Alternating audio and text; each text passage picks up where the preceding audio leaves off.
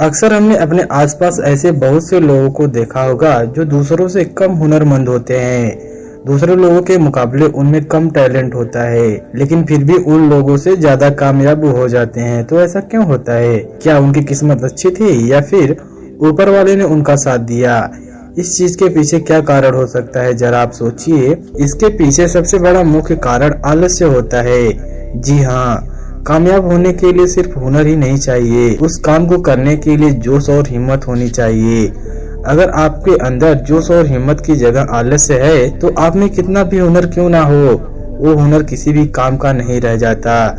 जैसे एक दीमक पेड़ को अंदर से खोखला कर देता है। बाहर से तो पेड़ वैसा का वैसा दिखता है, लेकिन अंदर से वह पेड़ खोखला हो चुका होता है। इसी तरह आलस्य आदमी को अंदर से खोखला बना देता है। उसका जोश स्फूर्ति अंदर से सब मर चुकी होती है। चाहे बाहर से वह आदमी क्यों ना स्वस्थ नजर आए, लेकिन अंदर से आलस की वजह से दीमक की तरह वह आदमी खोखला हो चुका है। आज की जो मैं आपको कहानी सुनाने वाला हूँ, उसमें आपको आलस के कुछ मुख्य कारण पता चलेंगे और साथ ही आपको आलस को हटाने के लिए कुछ यौगिक उपाय भी बताए जाएंगे। इससे पहले कि आप लोग इस कहानी में खो जाएं, आप लोग हमारे चैनल को जरूर सब्सक्राइब कीजिए। अगर आप हमारी इस वीडियो को फेसबुक पेज पर देख रहे हैं, पेज को प्लीज फॉलो कीजिए। तो चलिए कहानी को शुरू करते हैं। एक बार की बात है, एक आलसी आदमी महात्मा बुद्ध के पास जाकर कहता है कि मैं अपने आप से बहुत ही परेशान हूँ, मैं बहुत ही आलसी आदमी हूँ, इसीलिए सब लोग मुझे ताने देते रहते हैं। क्या आपके पास कोई ऐसा मार्ग है जिससे मेरा आलस्य दूर हो सके? यह सुनकर महात्मा बुद्ध ने मुस्कुराया और कहा कि तुम्हें कैसे पता कि तुम आलसी आदमी हो? इस बात का उत्तर देते हुए वह आदमी बोलता है कि यह सब लोग मुझसे कहते रहते हैं कि तू बहुत ही आलसी आदमी है, तुझसे कोई भी काम ठीक से नहीं होता, तू हर काम को टालता रहता है और भी न जाने क्या क्या बातें कहते रहते हैं। यहाँ तक कि मेरे परिवार के लोग भी मुझे आलसी आदमी कहकर पुकारते हैं। यह सुनकर बुद्ध उस आदमी से पूछते हैं कि तुम्हारे पास आलसी होने का कोई प्रमाण है क्या? क्या तुम सिद्ध कर सकते हो कि तुम एक आलसी आदमी हो? यह सुनकर वह आदमी कहता है कि हे बुद्ध, मैं सुबह जल्दी नहीं उठ पाता हूँ और हर काम को मैं कल पर टालते रहता हूँ। मुझे लगता है कि आलसी होने के लिए यह प्रमाण काफी होगा। आदमी की ऐसी बातें सुनकर महात्मा बुद्ध कहते हैं कि आलस्य को समझने के लिए हमें यह जानना होगा कि आलस्य क्या है और वह किसी आदमी के अंदर कैसे जन्म लेता है। अगर कोई आदमी किसी काम में पूरा मन नहीं लगा पा रहा है, उसमें उस काम के प्रति जोश नहीं है, उत्साह नहीं है, तो उसका कारण आलस्य होता है। आलस्य जोश और उत्साह का विपरीत होता है। इसे समझने के लिए हमें यह जानना अति आवश्यक है कि आलस्य आदमी के शरीर में दो स्तर पर जन्म लेता है, पहला शारीरिक स्तर और दूसरा मानसिक स्तर।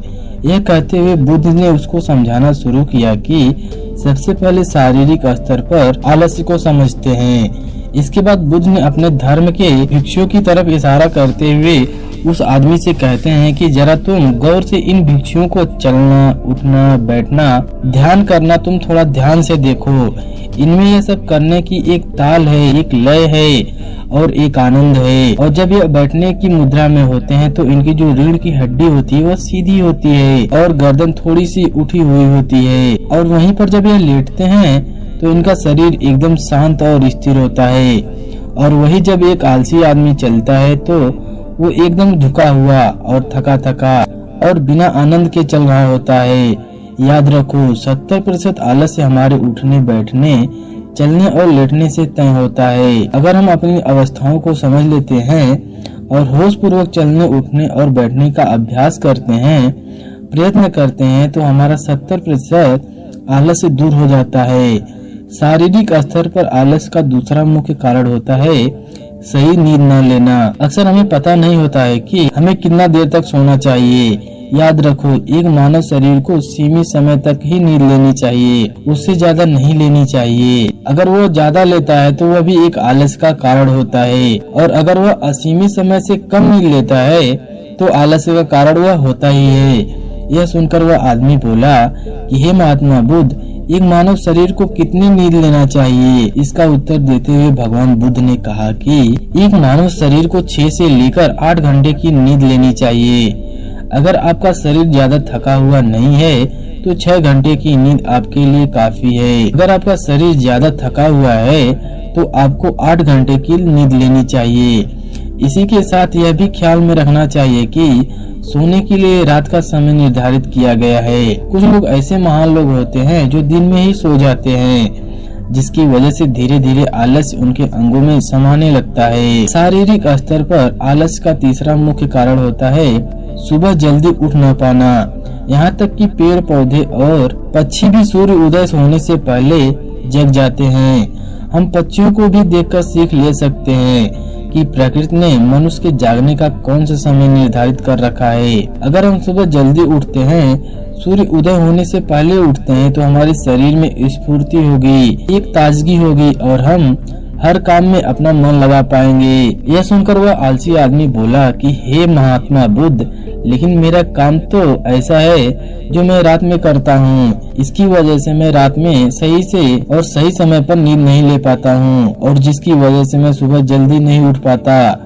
तो जिन लोगों का काम रात में होता है वह सुबह कैसे जल्दी उठ पाएंगे। यह सुनकर महात्मा बुद्ध कुछ सोच विचार करते हैं और उसके बाद कहना शुरू करते हैं कि जिन लोगों का काम रात में होता है उन्हें काम को पूरा मन लगाकर करना चाहिए, और यदि ऐसे लोग रात में काम करके दिन में भी सोते हैं और सीमित समय का नींद लेते हैं तो अभी आलस से बच सकते हैं। लेकिन रात में जितनी गहरी नींद आती है उतनी गहरी नींद दिन में कभी भी नहीं आती है, क्योंकि दिन में शोर शराबा ज्यादा होता है, जिसकी वजह से आदमी गहरी निद्रा में नहीं जा पाता।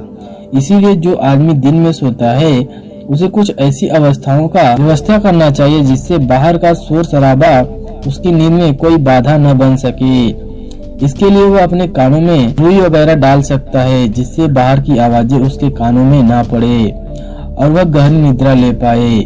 शारीरिक स्तर पर आलस का अगला मुख्य कारण होता है भोजन। सही समय और सही भोजन करना शरीर के लिए अति आवश्यक होता है। कुछ लोग ऐसा भोजन करते हैं जिसमें कोई जान ही नहीं होती। अब आप ही बताइए, जिस खाने में कोई जान ही नहीं होती, जिस खाने में कोई ऊर्जा ही नहीं होती, वह खाना आपके शरीर को क्या ऊर्जा दे सकती है। और अगर इंसान ऐसा खाना खाएगा तो उसका शरीर किसी भी काम को करने के लिए प्रतिरोध बनेगा।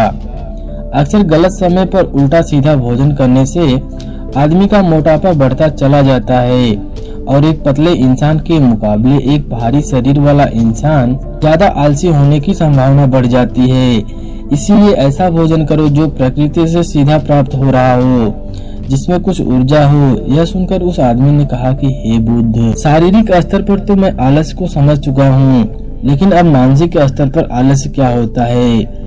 इसका उत्तर देते हुए भगवान बुद्ध ने कहा कि इंसान को अपने जीवन में बहुत सारा नाकामयाबी मिलती है। जब वो नाकामयाबी उनको मिलती है तो किसी काम को वह पूरा नहीं कर पाते, तो उनका जोश और उत्साह अगले काम को करने के लिए ठंडा पड़ता है। जब भी हम किसी नए काम को करने की शुरुआत करते हैं तो उसका पिछला काम करने में उसका मन प्रभावित करता रहता है, इसलिए वह नए काम को पूरे जोश और उत्साह के साथ और पूरा मन लगाकर नहीं कर पाता और यही आलस का कारण बन जाता है, जिसकी वजह से वह नया काम भी पूरा नहीं हो पाता, क्योंकि उसमें उसका पूरा मन और पूरा जोश नहीं लग पा रहा है।